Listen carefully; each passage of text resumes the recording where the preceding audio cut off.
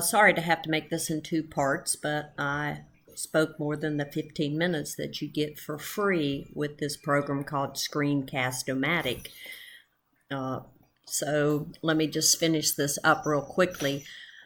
We were talking about the construct of the different theories we have out there, talked about taking a risk and developing a comfort with knowing what we don't know and questioning on our own preconceptions and assumptions. We also have to be ready to accept or understand the importance of learning. And, we kind of joke about this, that learning is wasted on the young, because you do have to have a certain level of maturity to understand you're ready to learn in certain situations. And then we also know that there are instances where you are not learning.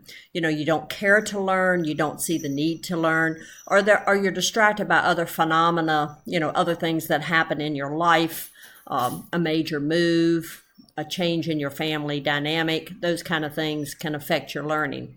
So how do we assess e-learning? There's some major ways to do it. One thing is the learner, his or herself, assesses the type of learning they had. That would be something you would do, if you watched a YouTube video to learn to do a certain skill. After you did it and you attempted to do the skill, that would be your self-assessment of how much you learned and whether you really got that skill under control. In the book, they call this diagnosis of development, and it's usually what we call formative assessment. It's determining where you are, so you formulate where the person is and where you want to take them, and where they have deficiencies and where they need to make up those deficiencies. And then we also have summative assessment, which is done after the learning has taken place. Benchmarking, state mandated assessments, different things like that we do. So the use of text in learning, it's kind of interesting that you take an online class, you do something that's synchronous or asynchronous. You have a lot of different media that you use, but we still rely very strongly on printed text. Printed text is what they call a monomodal form of communication.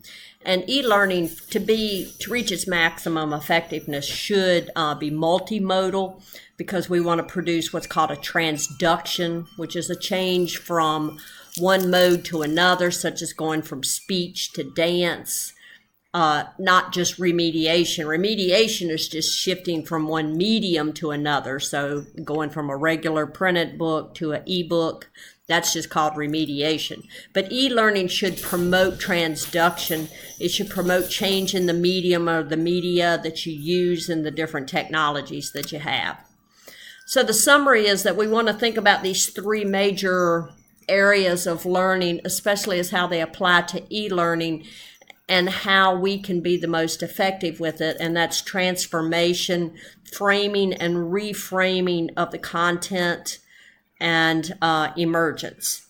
So I thank you for listening to this. I will post both of these videos. This one's very short. It's only a couple of minutes long, but I will post both of these, and I will post the regular PowerPoint on Blackboard. Thank you.